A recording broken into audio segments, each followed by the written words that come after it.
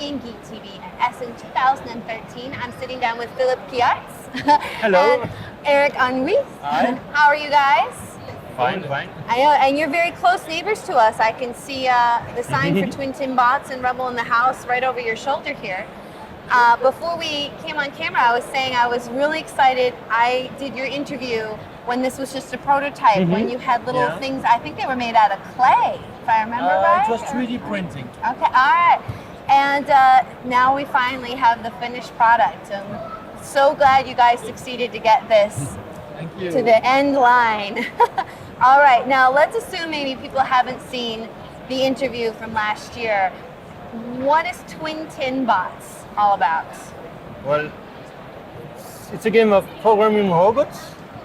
You have each 2 robots, a base, and a lot of crystal to take back in your base. But all players do that together. So you do that by Programming the robots. programming board with simple order. Turn left, right, Right? move forward, and of course Grab stuff. grab stuff. You can grab stuff like this. When you move, you can push. So. And the aim is move. Then it's yours. And And you want to grow up. And, Every time you and load a crystal in your base, a new crystal comes into place. somewhere. And then once it makes it to your base, It's it's points. yours. Yeah, it's yours. The Yeah. little blue ones are 2 points, the green one are 3 points, the big pink ones are 4 points. And as evident by their size also, Yeah. they definitely get more impressive as they go through. Now, how many is this play for? How many players? Two to six. Six. Ooh, all right. And it looks like you've got a couple of special tiles over there, perhaps. That's the same order for everybody, but you get one special. And each time you get back a blue one, you get one more. Hey. So that makes your collection special order. So the game is a bit asymmetrical, really tightly controlled most of the time, because you actually place an order, you move your robot, then the other player places an order, moves his robot, and so on. And then that's the big twist of the game. You can only change one order during your turn on one of the robots, and then you have to do the whole program again. So it cycles over and over and over, only 1 minute change each time. So you know what the others will do, you have a good idea where they will stand, but they have a good idea of where you will stand as well. I noticed you guys included little stickers here to help remember which one is the left ways and which one is right ways. For those of us who are left and right impaired. Yeah, especially that if the robot is going that way, right is that side. But if it's going to me, right is that side. So to some Exactly. people it's confusing. Yes, so I appreciate you provide a little visual support there. Now it seems we also have a few more little doodads over there. So we got rocks, aliens, and teleporters.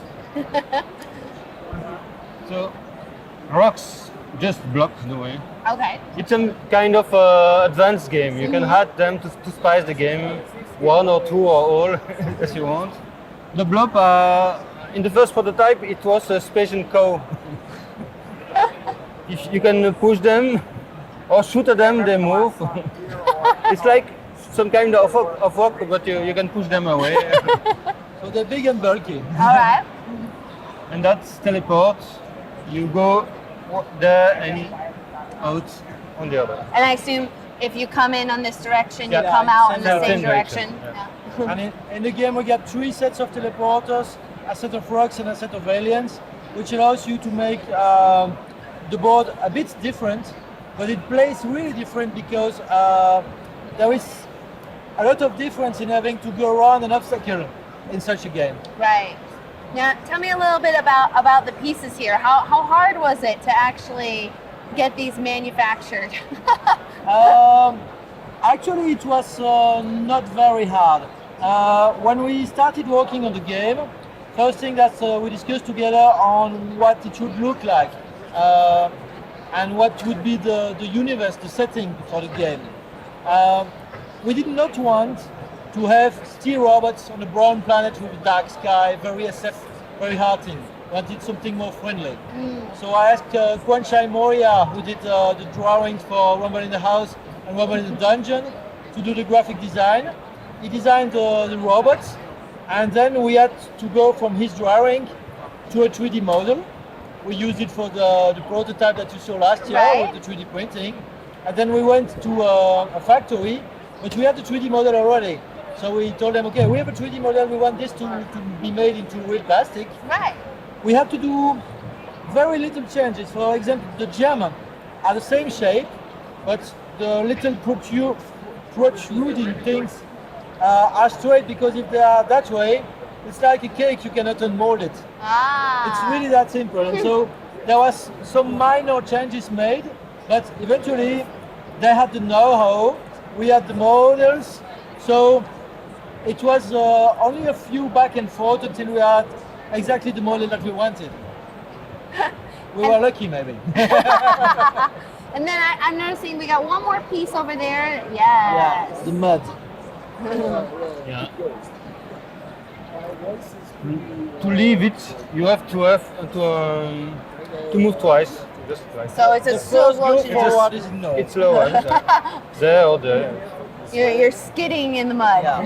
The thing is, the mud has no memory, so if you are just like that, go forward, it's ignored.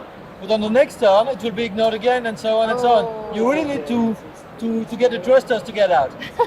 Gotta gun your engine, so to say. It's just like modification of the board. Well, and just like real life, I suppose, if you got stuck in mud as well. Well, Philippe and Eric, really appreciate you guys coming all the way from your booth just over there. Most welcome. I know, and after a year's wait, so happy that you guys came over to show us the finished version of Twin Tin Bots. Yeah, that's really good, and I'm happy to say as well that we just made a deal with Yellow, so it will be widely available in the US in a reasonable time frame. So, to be determined exactly when that will be, but... End of the year, beginning of next year at worst. Oh, all right. Never mind. You know right off the top of your head. Well, thank you both for stopping you. by, and good luck with the rest of the show. Thank you.